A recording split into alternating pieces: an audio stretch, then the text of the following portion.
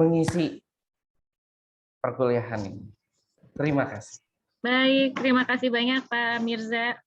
Halo, selamat pagi semua. Assalamualaikum warahmatullahi wabarakatuh. Waalaikumsalam warahmatullahi wabarakatuh. Waalaikumsalam warahmatullahi wabarakatuh. Iya, senang sekali rasanya ya. Pagi ini saya bisa bertemu sama mahasiswa-mahasiswinya Pak Mirza nih. Jadi saya dapat tugas ya dari Pak Mirza, katanya sharing sama teman-teman di Universitas Syekh Islam Tangerang. Ya, oke. Tadi sudah diperkenalkan ya, saya adalah temannya Pak Mirza. Kami satu angkatan di program Doktor Ilmu Komunikasi di Universitas Pajajaran. Kalau boleh tahu ini mahasiswanya semester berapa aja ya, Pak Mirza? Semester 5 dan 7. Tapi tampaknya banyak yang join juga. Oke. Iya, saya barusan begitu join, wah yang hadirnya luar biasa ya. Banyaknya ada 183 berarti ya. Oke. Mata kuliah public speaking mungkin sudah pernah dapat ya teman-teman ya. Oke, atau bahkan ada yang misalnya punya side activity atau side job sebagai public speaker ya, entah itu misalnya sebagai MC, moderator, atau lain sebagainya ya. Saya mungkin hari ini akan sharing saja ya, sharing apa itu public speaking dan kemudian juga sedikit sedikit membahas tentang manajemen komunikasi. Kalau ini prodinya prodi apa Pak Mirza? Ilmu komunikasi ya? Ilmu komunikasi, Bu. Oke. Iya. Konsentrasinya mayoritas di humas kebanyakan. Oh iya, mayoritasnya adalah calon-calon PR ya. Pantas terlihat cantik-cantik dan ganteng-ganteng. Oke, saya akan share screen, saya izin ya.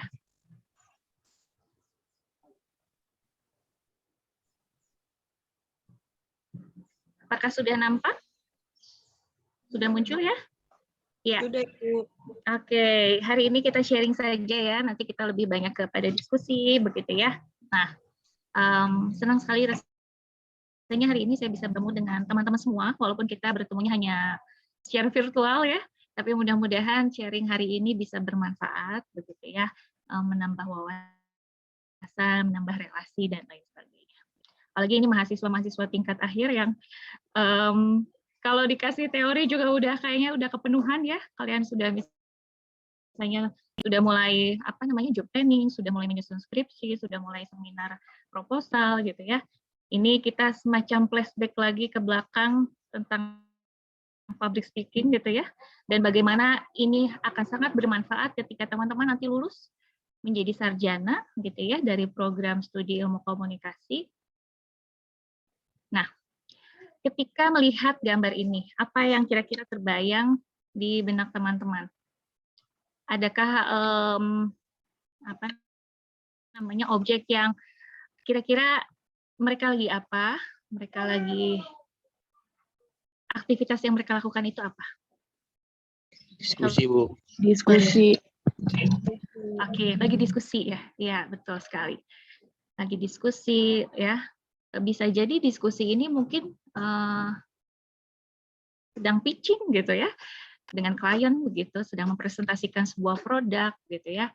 Nah, ini laki-laki yang berjas biru ini ya, di antara yang lain ya, bisa jadi dia adalah kalau kita lihat ya sepintas nih dari gambar ini adalah misalnya kita anggap adalah seorang manajernya misalnya atau pimpinan perusahaannya, terlihat dari physical appearance-nya gitu ya. Nah, ini sepertinya adalah orang yang akan dipromotkan ya, dipromotkan tuh artinya dicoba untuk menjadi orang yang tampil gitu ya. Nah, oke. Dari gambar yang tadi kita akan mencoba membayangkan ya, ketika nanti teman-teman lulus dari program studi ilmu komunikasi, kemudian teman-teman ditunjuk oleh seorang manajer di perusahaan atau pimpinan perusahaan untuk pitching ya, untuk memperkenalkan produk kepada customer atau klien ya. Jadi nanti misalnya tadi Dika atau siapapun gitu ya, yang muncul di layar saya nih, Cantika, Rizky, Edi atau Nadia ya, dan lain sebagainya misalnya, nanti ditunjuk oleh seorang manajer di perusahaan atau pimpinan perusahaan, kamu siapkan sebuah bahan presentasi ya, kemudian kamu nanti lakukan pitching dengan customer klien gitu ya. Kamu menyusun itu semua ya. Kira-kira apa yang akan dirasakan sebagai karyawan baru yang baru bergabung di sebuah perusahaan? Apalagi nanti calon-calon PR nih ya. PR itu paling sering berhubungan dengan publik ya. Publik eksternal. Nervous biasanya ya. Nah, tapi nervous itu kemudian harus kita kelola ya. Agar apa? Agar nervousnya itu tidak berdampak negatif gitu ya. Jadi walaupun kita sebagai seorang yang baru di sebuah perusahaan atau organisasi, tapi kita juga harus bisa mengelola kecemasan kita, nervous kita ketika dihadapkan pada sejumlah orang atau orang yang banyak ya. Agar ya tadi tidak berdampak negatif pada organisasi. Nah, jika kita ingin memberikan dampak ya, dan membuat atau mengembangkan profesionalitas kita ya, maka tentu saja yang harus kita kuasai adalah basic communication skill ya. Ini mungkin sudah pernah dibahas di mata kuliah public speaking ya, atau misalnya di mata kuliah manajemen PR atau dan lain sebagainya begitu ya. Basic communication skill ternyata kuncinya untuk kita bisa membangun sebuah integritas di dalam sebuah organisasi atau perusahaan ya. Nah, apa saja itu basic communication skill ya? Mulai dari speaking, writing, listening, and reading. Nah, inilah basic communication skill yang harus teman-teman punyai ya. Harus teman-teman dan kita semua miliki ya. Dari mulai mendengarkan, kemudian berbicara, membaca, dan menulis. Karena apa? Karena semakin banyak kita mendengarkan, akan semakin mudah kita berbicara. Dan semakin banyak kita membaca, akan semakin mudah kita menulis. Begitu ya. Nanti ketika teman-teman lulus, teman-teman harus bikin press release, ya, bahkan itu misalnya jadi kerjaan rutinitas setiap hari. Maka itu, ya. Jadi basic communication skill, ini semacam reminder kembali ya, apa itu basic communication skill, mulai dari listening, speaking, reading, dan writing. Oke. Nah, seorang Adolf Hitler pernah berkata seperti ini, ya. Entah bahasa apa, tapi saya ambil dari buku retorika modern, ya. Retorika modernnya almarhum Pak Jalaluddin Rahmat, ya. Dia berbicara kurang lebih definisinya adalah ternyata aktor-aktor yang besar yang ada itu adalah diciptakan dari orang-orang yang pandai berbicara, ya, bukan pada orang-orang yang pandai menulis. Jadi kurang lebih seperti itu, ya. Jadi kemampuan kita berbicara itu ternyata bisa berdampak sangat luas dan sangat besar manfaatnya, ya. Semakin kita pandai menyampaikan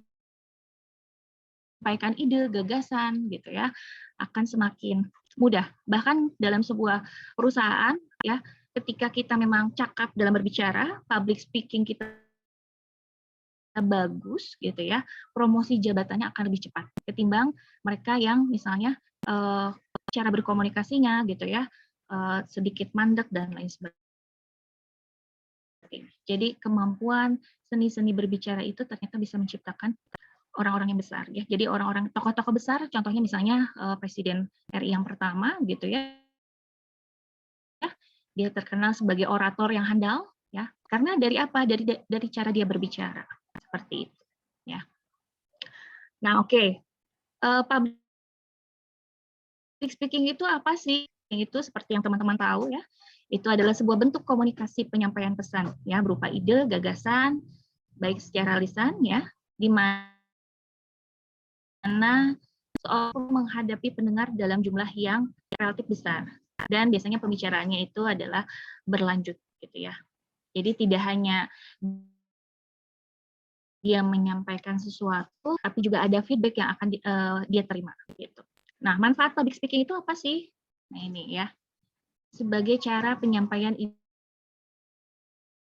atau gagasan kepada halayak luas dengan tujuan untuk to inform ya, to entertain dan to persuade ya. Kalau dalam tujuan komunikasi, to inform, to educate, to persuade, to entertain. Sama ya, dalam public speaking pun seperti itu ya, untuk menginformasikan, untuk menghibur, dan tentu saja untuk mempengaruhi peserta ya. Nah, namun ya di samping tadi public speaking itu adalah satu bentuk yang paling penting, namun biasanya ditakuti, betul nggak? Ya, bahkan misalnya untuk hari ini saya bertemu sama teman-teman yang jumlahnya 190 orang ini, gitu ya, ada fobia tersendiri. Duh, saya harus ketemu mahasiswanya Pak Mirza gitu ya. Ini mahasiswanya semester berapa gitu kan? Oh, ini semesternya udah semester 5, semester 7, artinya berarti saya harus menyiapkan materi yang seperti apa gitu ya. Ada nervous gitu. Nah, sebetulnya nervous atau glossophobia ini untuk sebagian orang adalah sesuatu yang bagus gitu ya. Karena dengan dia punya rasa khawatir, dia punya nervous, dia kemudian akan mengoptimalkan ya. Dia akan mencari sumber referensi dan apapun itu untuk mendukung penampilannya agar baik begitu ya. Jadi glossophobia ini adalah kecemasan berbicara, dan ini adalah ketakutan paling umum yang dialami semua orang di seluruh dunia. Coba tanya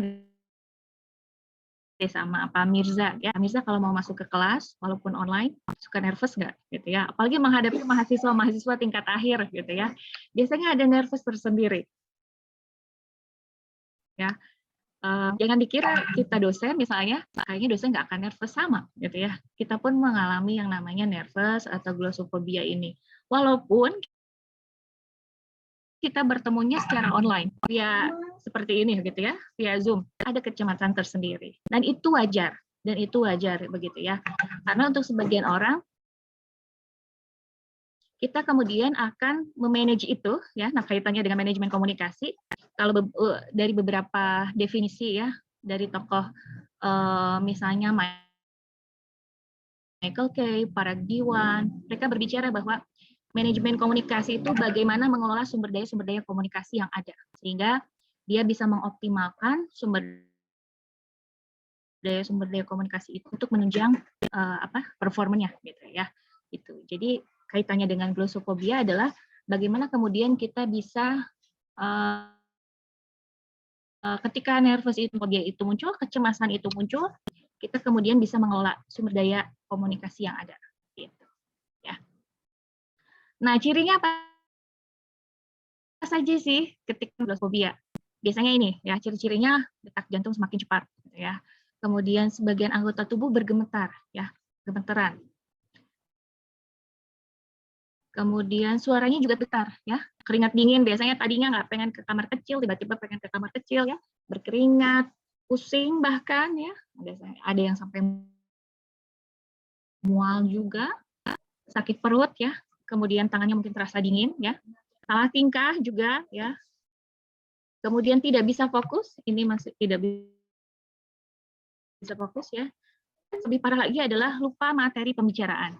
Nah, makanya dalam public speaking itu ada 4 metode, nanti kita akan bahas ya. Untuk bisa tadi ya, nervous atau glossophobia tadi, kita bisa menggunakan misalnya metode extempore. Kita punya outline atau garis besarnya apa saja, termasuk PowerPoint. Ini membantu kita tidak lupa pada materi pembicaraan ya. Nah, glossophobia ada sindrom demam panggung ini adalah ketakutan yang paling umum. Ya, sumber ketakutannya. Nah, kita harus tahu nih sumber ketakutannya apa saja untuk kemudian kita bisa meminimalisir glossophobia tadi. Ya, tidak bisa dihilang, tapi meminimalisirnya. Yang pertama, sumber ketakutan itu adalah tidak terbiasa berbicara di depan banyak orang. Ya. Kemudian tidak menguasai mereka disampaikan, dan yang selanjutnya adalah kita punya pikiran-pikiran yang negatif, ya, yang dimiliki seseorang yang secara tidak langsung menjatuhkan mentalnya sendiri. Jadi sebelum kita tampil, sebelum kita perform, kita udah punya pikiran negatif tersendiri gitu ya. Jangan-jangan nanti teman-teman saya ngetawain saya ya gitu ya. Jangan-jangan nanti dosen saya ketawa ya sama apa yang saya sampaikan dan lain sebagainya dan lain sebagainya ya. Cara mengatasinya bagaimana?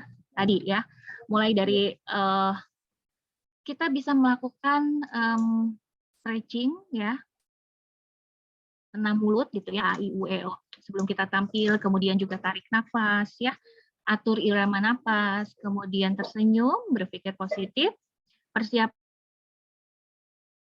dan latihan. In public speaking adalah 3P ya, prepare, practice, and perform. Jadi prepare, siapkan apapun itu yang terkait dengan apa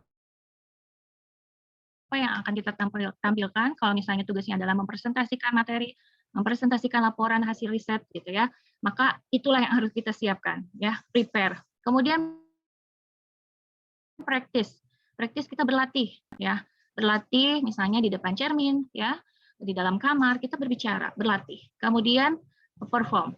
Jadi kalau dipresentasikan banyak persiapan yang kita buat, maka performnya pun akan sukses gitu ya. Jadi berbanding lurus antara usaha yang kita lakukan dengan nanti hasil yang diperoleh ketika tampil ya. Nah, mitosnya kebanyakan orang biasanya menganggap atau beranggapan bahwa kemampuan berbicara di depan umum ini adalah muncul karena, jadi orang tuh mengira bahwa public speaker yang handal itu ya memang karena mereka bakatnya aja, bawaan lahirnya gitu ya. Itu bukan misalnya bukan sesuatu yang mereka create, sesuatu yang mereka pelajari gitu ya. Nah, faktanya adalah berbicara di depan umum dapat dipelajari dan berkembang dengan latihan.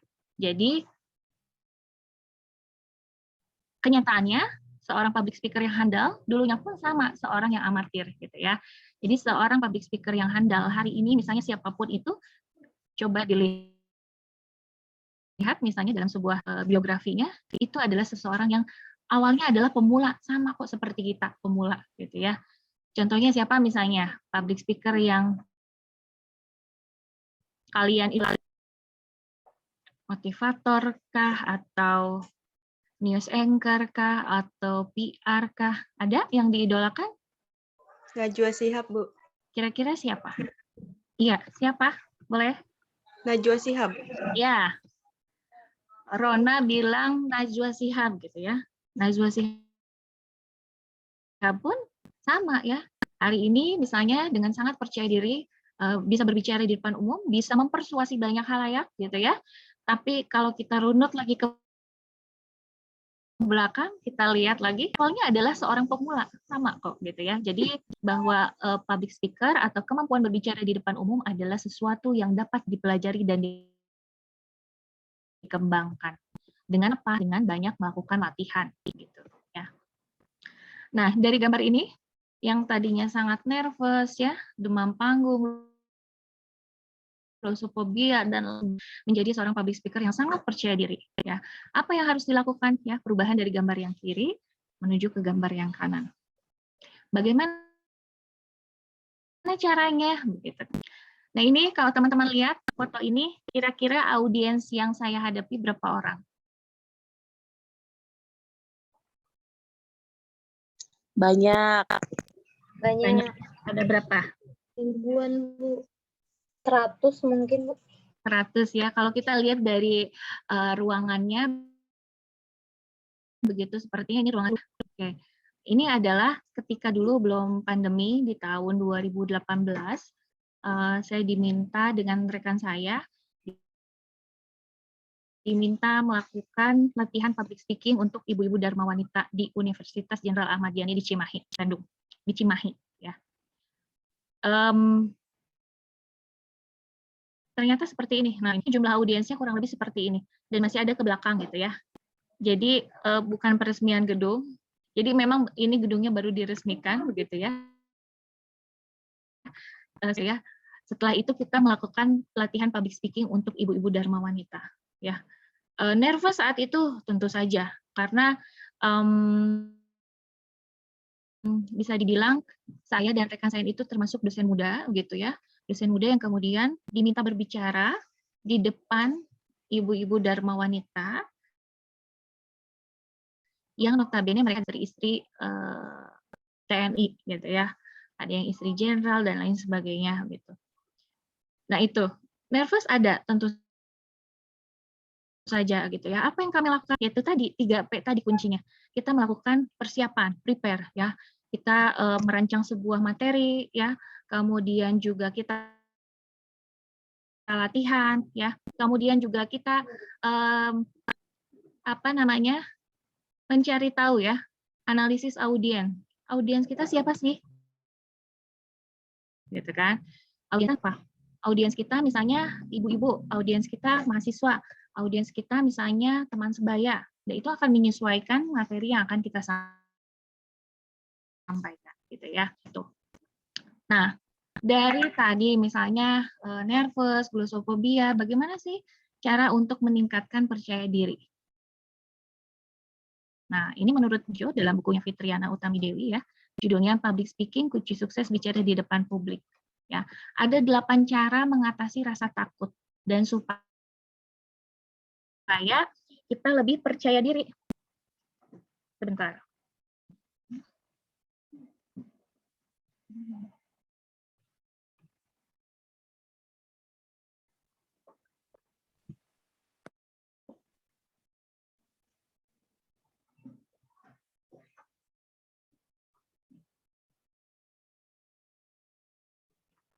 Nah, yang pertama adalah kuasai benar topik yang akan disampaikan ya. Jadi, dengan menguasai materi atau topik pembicaraan, seorang akan merasa percaya diri gitu ya. Jadi percaya diri ini adalah modal penting bagi seseorang untuk bisa bicara di depan publik dengan tenang dan meyakinkan ya. Dengan menguasai pokok masalah yang disampaikan, maka public speaker tidak akan kehilangan arah dan kendali pembicaraan. Misalnya hari ini gitu ya. Saya diberikan tugas nih sama dosennya teman-teman untuk menyampaikan tentang public speaking dan manajemen komunikasi.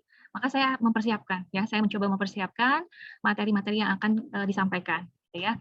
Kemudian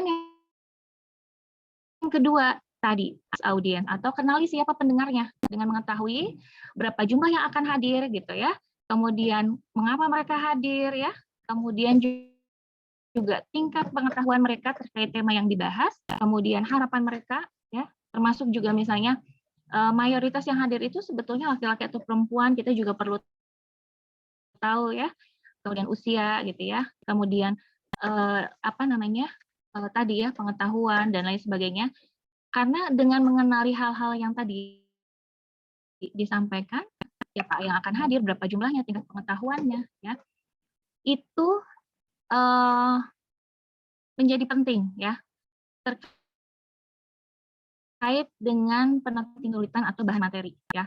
Kalau misalnya saya mau bicara di depan teman-teman yang semester 5, semester 7 di prodi ilmu komunikasi ini gitu ya. Saya akan menyesuaikan. Maka tadi misalnya di awal saya coba memasukkan contoh ketika nanti teman-teman masuk ke dunia kerja gitu ya. Membayangkan teman-teman jadi seorang profesional PR gitu ya, didaulat untuk berbicara di depan publik atau di depan klien, nah itu gitu ya. Jadi kita bisa menyesuaikan seperti itu. Kemudian yang ketiga adalah sebelum mulai tatap mata dan sapa para pendengar. Jadi kita interaksi dulu ya. Maka memang diharapkan ketika nanti misalnya sudah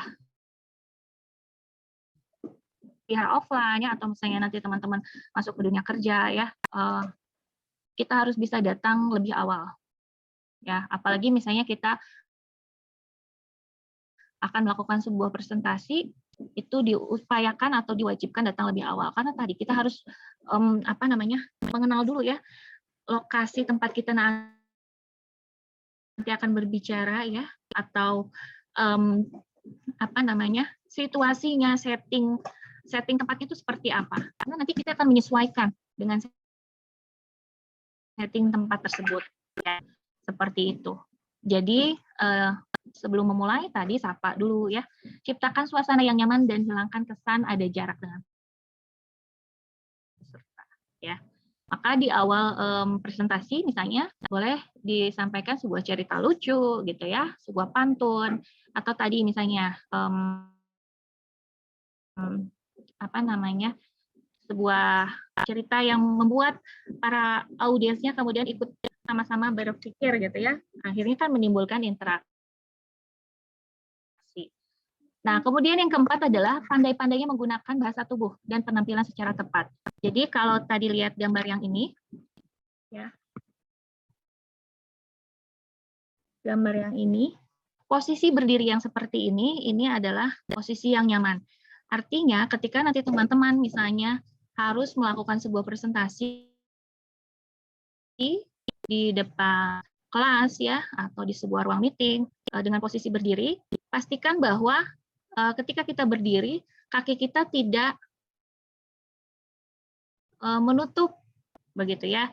Jadi posisi kaki kita itu sejajar dengan bahu ya, supaya nyaman. Jadi buat posisi berdiri kita memang senyaman mungkin untuk tadi menghilangkan nervous, menghilangkan glossophobia ya. Bukan menghilangkan, lebih memanage gitu ya. Nervous kita itu kita bisa kendalikan gitu ya. Jadi kita posisi berdirinya pun harus kita atur ya, supaya nyaman ya, supaya nyaman. Karena ketika kita terlalu menutup rapat kaki kita, itu akan apa namanya, membuat kita semakin nervous gitu ya. Nah, seperti itu. Kemudian ya, tentu saja ketika bahasa tubuh itu kita kelola dengan baik, maka kesan yang apa namanya, diperlihatkan akan baik gitu ya. Jadi misalnya kita memberikan senyuman, gerakan tangan pun tidak boleh berlebihan ya. Gitu. Jadi kita bisa mengelola itu semua. Boleh misalnya kita ketika berbicara itu berjalan mendekat ke arah audiens gitu ya, sesekali misalnya seperti itu, mendekat ke arah audiens supaya tadi menghilangkan kesan kita punya jarak gitu ya. Nah, kemudian yang kelima adalah jangan merendahkan diri sendiri ya. Jadi kita juga harus bisa menghargai diri sendiri saat tampil sebagai public speaker ya. Jadikan materi presentasi ini adalah ya, apapun yang teman sampaikan adalah sesuatu yang berharga dan dibutuhkan oleh orang lain gitu ya. Ini akan muncul ketika memang kita membawakannya dengan hati. Ya, jadi artinya membawakannya dengan hati artinya bahwa kita memang menguasai materi tersebut ya. Kemudian yang keenam adalah hindari pembicaraan yang berbau sara ya, suku, agama dan ras. Kemudian yang ketujuh, sebisa mungkin hindari membuat rumor tentang seks begitu. Kemudian yang kedelapan adalah jangan menyudutkan seseorang dalam pembicaraan gitu ya. Nah, 3 hal yang harus diperhatikan dalam public speaking. Ini ya, variasi suara, kemudian ekspresi wajah dan bahasa tubuh ya. Variasi suara kaitannya dengan olah vokal, misalnya seperti itu ya. Jadi olah vokal kita harus kelola dengan baik ya. Kapan misalnya kalimat ini harus ditekan, kapan misalnya kalimat sedikit diayun ya, seperti itu. Kemudian ekspresi wajah juga penting ya, kita juga harus, maka kenapa dalam public speaking ada yang namanya practice ya, atau berlatih. Kita masuk ke dalam sebuah kamar, kunci kamarnya, latihan di depan cermin berbicara supaya kita tahu ekspresi wajah kita seperti apa gitu ya. Dan ketiga adalah bahasa tubuh. Kita juga harus bisa mengendalikan bahasa tubuh kita. Jadi kapan misalnya tangan kita boleh bergerak gitu ya, dan lain sebagainya. Nah, untuk metode penyampaian ini ya, seperti yang teman-teman mungkin sudah pernah dapat ya. Ada yang impromptu, jadi secara spontan. Gitu. Nah, tadi kaitannya semakin kita banyak mendengarkan, semakin banyak kita membaca, maka akan semakin mudah kita berbicara dan menulis ya. Jadi kalau di impromptu ini ya, ini biasanya akan dilakukan oleh orang-orang yang memang sudah terbiasa berbicara di depan umum ya. Kalau manuskrip membaca naskah biasanya itu tadi pidato kenegaraan itu pasti akan membaca naskah ya. Kemudian memoriter menghafal ya. Yang keempat adalah extempore ya, outline atau garis besarnya. Seperti hari ini yang saya lakukan adalah saya menggunakan metode extempore. Jadi saya membuat outline atau garis besar dan menampilkannya melalui PowerPoint presentasi. Seperti itu ya. Nah, ini contohnya nih. Karena sekarang kita di masa pandemi, di masa perkuliahan secara daring ya, secara online, maka kita berbicaranya hanya lewat layar seperti ini gitu ya. Nah, ketika kita berbicara lewat layar seperti ini pun perhatikan tadi ya, ekspresi wajah, bahasa tubuh, suara juga ya. Karena ya itu tadi, ketika mungkin saya berbicaranya terlalu menengadah seperti ini, maka wajah saya akan terlalu ke atas gitu ya. Atau misalnya seperti ini gitu ya, kemana ya ibunya gitu ya.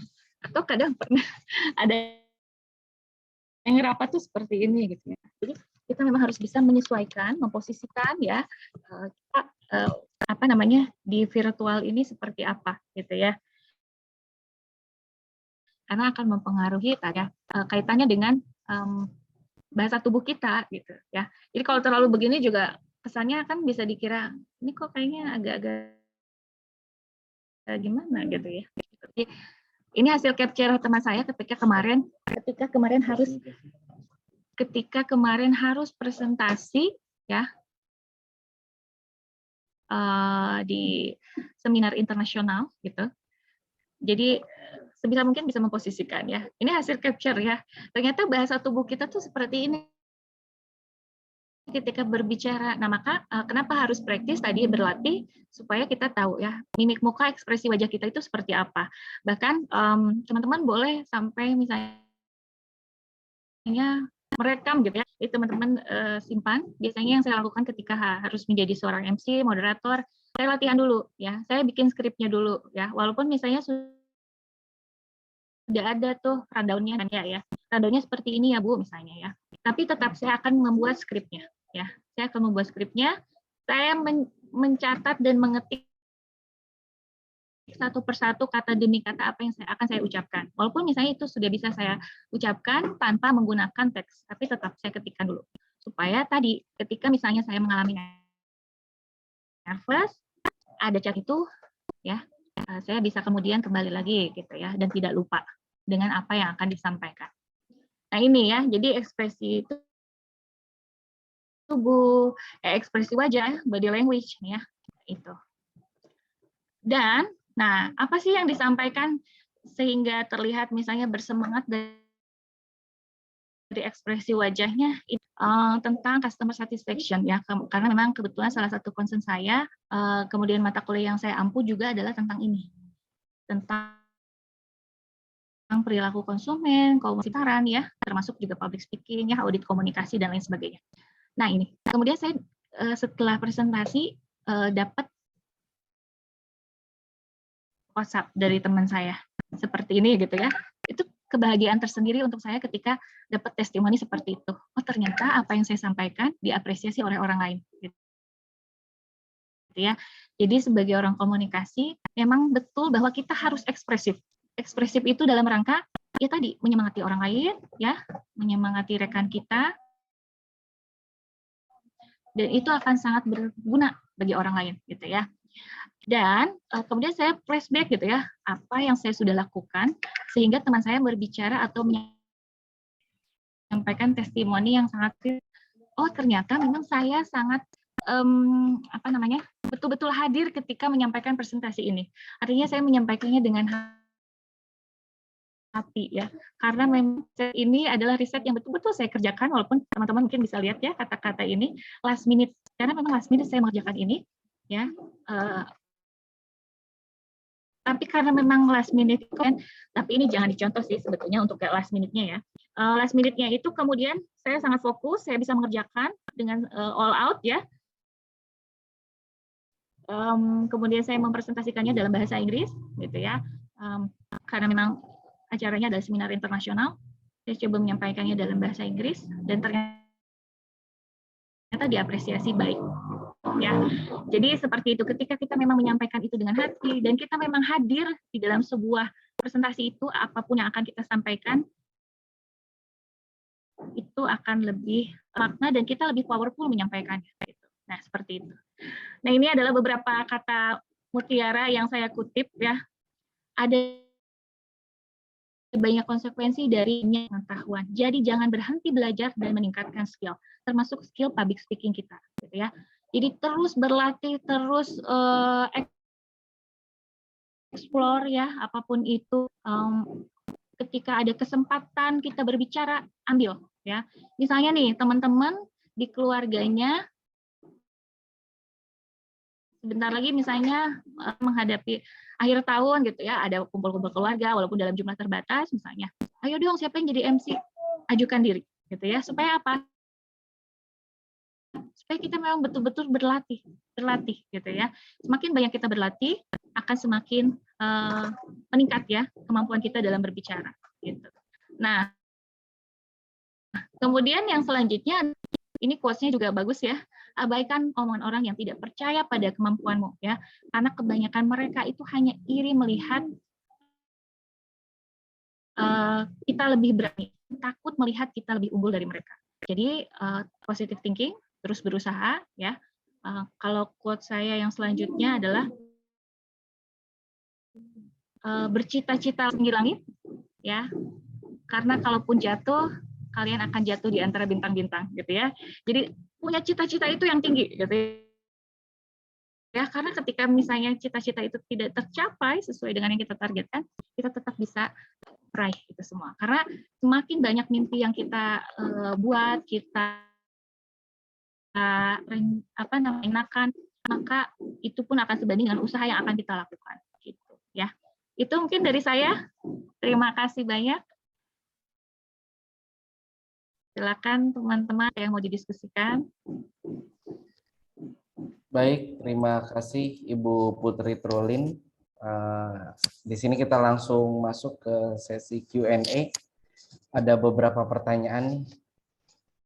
Saya coba cari tema yang relevan ya dengan topik kita hari ini, yaitu public speaking dan komunikasi manajemen. Yang pertama ini dari Rona. Dia Rona Tirtasari. Assalamualaikum, saya Rona Tirtasari, mahasiswa semester 7 UNIS Tangerang. Sebagai seorang PR tentu kita harus memiliki personality yang baik.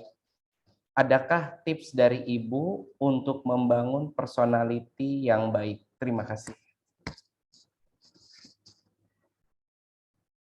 Oke, Rona, pertanyaannya bagus ya. Bagaimana membangun personality yang baik? Jadi personality itu bukan sesuatu yang instan bisa kita ciptakan gitu ya. Bukan sesuatu yang instan. Misalnya hari ini Rona didaulat sebagai PR, misalnya harus berhubungan dengan atau harus melakukan press conference di depan publik gitu ya. Personality itu akan tercipta atau terlihat ya dari apa yang kita sampaikan. Jadi bagaimana tipsnya adalah ya itu tadi, jadi day by day-nya setiap harinya kita terus saja melakukan kebaikan ya, karena personality itu kemudian akan terpancar ketika kita akan berbicara, terpancar ketika kita berhubungan dengan orang lain, begitu ya. Kemudian juga kembali tadi, kuasai apa yang akan kita sampaikan ya, dengan tentu saja banyak membaca referensi ya. Kalau sekarang teman-teman dimudahkan dengan bisa mengakses berbagai jurnal baik nasional maupun internasional ya, untuk dijadikan sebuah semacam literatur review atau semacam pijakan awal gitu ya. Bagaimana sih pas banyak sekali gitu ya. Jadi tadi kuasai apa yang akan kita sampaikan ya, kenali siapa audiens kita ya, seperti itu. Baik, Seperti itu pertanyaan siap. Pak Mirsa. Ini pertanyaan yang kedua dari Edi Setiawan. Saat ini saya sedang bekerja katanya di salah satu, Edi Setiawan semester 7 ya. Ya, semester 7 Edi Setiawan. Saat ini saya sedang bekerja di salah satu perusahaan. Hal yang paling membuat saya tidak percaya diri saat presentasi adalah saat ditugaskan presentasi di depan audiens yang lebih senior, yang lebih ahli atau bahkan petinggi perusahaan. Meski sebelumnya saya sudah mempelajari materi dan bahan presentasi, tetap saja ada rasa grogi dan merasa rendah diri itu muncul. Pertanyaan saya adalah bagaimana mengatasi kondisi tersebut. Dari Edi Setiawan semester 7. Oke, Edi, keren ya. Edi semester 7 sudah ada di sebuah perusahaan. Kalau boleh tahu perusahaannya apa, Edi? Gajah Tunggal, Bu. Perusahaan ban. Bergerak di bidang apa tuh? Perusahaan ban. Oke. Ban. Ya, Edi di sana bekerja, sudah bekerja ya? Iya, sudah bekerja. Oke. Nah, ya. Tentu hal itu pasti muncul ya. Jangankan misalnya Edi dihadapkan pada senior ya. Kita saja misalnya Pak Mirza ya, dihadapkan bertemu dengan kalian yang notabene adalah para juniornya kita gitu ya. Rasa nervousnya itu pasti ada gitu ya. Sama nih kayak sekarang, duh ini sesi tanya jawab, nanti teman-teman nanya apa ya, saya bisa jawab nggak ya gitu kan, itu sama. Nah, Edi satu hal yang harus Edi yakini atau sadari ya, bahwa Edi berada di perusahaan tersebut pun adalah suatu kebanggaan tersendiri gitu ya. Jadi semester 7 Edi sudah bisa bekerja di perusahaan tersebut, artinya adalah berarti kamu tuh adalah orang pilihan gitu ya. Ya kan? Misalnya apalagi perusahaan tersebut misalnya ketika membuka lowongan pekerjaan, banyak sekali yang ingin atau melamar bekerja di perusahaan tersebut. Dan Edi misalnya salah satu yang beruntung. Berarti Edi adalah orang terpilih. Yakini hal itu gitu ya. Ketika Edi sudah meyakini bahwa oh ya, saya berada di sini pun berarti kan saya termasuk golongan-golongan yang bisa dikatakan misalnya berhasil ya, karena sudah bisa masuk ke perusahaan tersebut gitu. Jadi hal tersebut bisa mendasari kita untuk meminimalisir tadi rendah diri ya, nggak percaya diri, harus berbicara di depan di depan para senior, bahkan misalnya pimpinan perusahaan gitu. Jadi yakini dulu atau sadari dulu bahwa Edi berada di sana pun adalah suatu keberhasilan gitu ya. Langkah awal Edi lah untuk menjadi orang yang berhasil gitu. Sehingga nervousnya tadi itu bisa berkurang gitu. Baik. Oke, mudah-mudahan terjawab ya. Baik, Bu, terima kasih. Iya, sama-sama. Sudah, baik. Ada pertanyaan selanjutnya, Dedi juga. Tadi Edi, sekarang Dedi Ajis, mahasiswa FISIP Ilmu Komunikasi semester 7. Dia bertanya, ketika melakukan public speaking secara online dan offline, seperti memiliki rasa antusias yang berbeda. Saya merasa dengan melakukan presentasi secara online, rasa antusias itu berkurang. Lalu bagaimana cara meningkatkan antusias dalam melakukan public speaking secara online? Terima kasih. Terima kasih, Edi. Dari Dedi Ajis semester 7. Oke, Dedi. Iya. Ya, itu pasti ada ya, karena memang komunikasi tatap muka itu sangat-sangat berwarna dan memberikan banyak makna gitu ya. Sehingga memang ketika kita harus berkomunikasi melalui Zoom seperti ini, banyak makna yang tidak bisa kita peroleh ya, yang berkaitan tadi dengan antusiasmenya gitu ya. Kalau misalnya secara offline kan kita bisa lihat ya gestur tubuhnya itu seperti apa sih gitu ya, cara duduk mereka pun akan terlihat mereka itu antusias atau tidak gitu ya. Nah kalau online ini misalnya antusiasnya berkurang nih, tapi ya kembali lagi bahwa seorang public speaker yang baik itu adalah dia yang bisa secara maksimal memberikan atau menyampaikan atau menampilkan apa yang menjadi tugasnya gitu ya. Jadi walaupun misalnya antusiasmenya berkurang, tapi bahwa kita sudah menjalankan tugas kita dengan baik, itu adalah satu poin penting gitu. Jadi dalam perkuliahan misalnya ya, dalam perkuliahan ketika perkuliahan offline di tahun 2018 sampai 2019 awal itu saya bisa lihat ekspresi mahasiswa gitu ya. Ada yang duduknya mungkin nyender santai-santai gitu ya. Ada yang sangat tegap gitu ya. Tapi ketika ditanya dia kemana gitu, artinya dia tidak hadir di sana gitu. Nah, justru sekarang dengan online seperti ini banyak yang misalnya yang off cam itu ternyata mereka mendengarkan gitu. Yang off cam nih misalnya ya, biasanya kalau saya bertanya sama mahasiswa yang off cam ya, saya coba ya sambil mengetes sebetulnya mereka mendengarkan atau tidak gitu.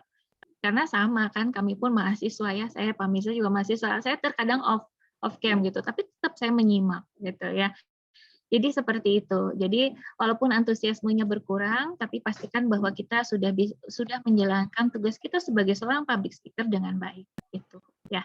Jadi misalnya antusiasnya berkurang, tapi kalau pitching-nya berhasil, berarti tetap dikatakan berhasil ya. Karena kan ujung tombak dari pitching itu adalah keberhasilan kerjasama yang terjalin gitu ya. Jadi antusiasmenya memang tidak semeriah atau sehangat ketika kita secara offline bertemu, ya tidak masalah. Yang penting walaupun misalnya pitching-nya secara online dan itu berhasil dan itu goals gitu ya, tetap ya bahwa itu dikatakan sebagai keberhasilan gitu ya. Ya, Dedi Ajis ya. Jadi mudah-mudahan terjawab walaupun antusiasmenya tidak semeriah atau sehangat ketika bertemu secara offline. Pastikan bahwa tujuan komunikasi kita itu tercapai, kurang lebih seperti itu. Kalau tujuannya adalah pitching, berarti komunikasi kita tercapai ketika terjalin kesepakatan-kesepakatan. Gitu, ya.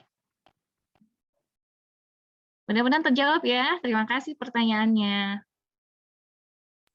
Terima kasih Ibu Putri Truling. Baik, teman-teman, tadi adalah 3 pertanyaan. Saya lihat tidak ada pertanyaan lagi dan jam sudah menunjukkan pukul 10. Boleh tanya satu lagi nggak, Pak? Boleh, Cynthia, silahkan. Halo Ibu, selamat pagi. Halo Cynthia, selamat pagi. Iya Bu, jadi Cynthia mau tanya, ini perihal MC. Ini masih masuk ke materi juga ya Bu ya? Bisa. Oke. Bisa ya. Oke, jadi awalnya itu Cynthia ikut MC itu karena apa ya? Ditanya ada yang bisa jadi MC nggak di unit kamu gitu di suatu perusahaan. Nah terus Cynthia mengajukan diri karena sebelumnya pernah jadi MC, tapi MC yang ini tuh lebih formal gitu Bu di perusahaan. Di apa ya? Yang hadir tuh lumayan orang-orang penting gitu. Nah ternyata alhamdulillah bisa. Terus selanjutnya ternyata dipanggil lagi. Tapi dengan unit yang berbeda lagi, kayak misalnya kemarin itu di acara pemadam kebakaran. Tapi sebelumnya Cynthia nggak tahu ini acaranya tuh acara apa gitu. Terus acaranya tuh mengenai apa, karena dadakan sekali Bu, H-2 tuh, itu H-2 termasuk dadakan nggak ya? H-2 tuh diminta untuk jadi MC gitu. Sementara Cynthia nggak tahu apa-apa nanti kegiatannya seperti apa, terus istilah-istilah dalam kegiatannya itu seperti apa. Nah, sekiranya tuh bagaimana ya Bu, cara mempersiapkan diri sebagai MC untuk selalu siap dalam kondisi apapun dan acara apapun. Terima kasih, Bu. Oke, pertanyaannya bagus ya, Cynthia Pratiwi. Ya, betul sekali. Kalau misalnya kita dikabarinya saat H-1, H-2 itu bisa dikatakan waktu yang sangat mepet untuk kita mempersiapkan gitu ya. Tapi kembali lagi, kita kan harus memperlihatkan profesionalitas kita ketika kita didaulat menjadi seorang Master of Ceremony ya. Jadi apa yang harus kita lakukan? Kalau misalnya itu acaranya formal, mungkin kita bisa pakai format yang dulu gitu ya. Tinggal kita mengganti dengan susunan acara yang diberikan oleh panitia gitu ya.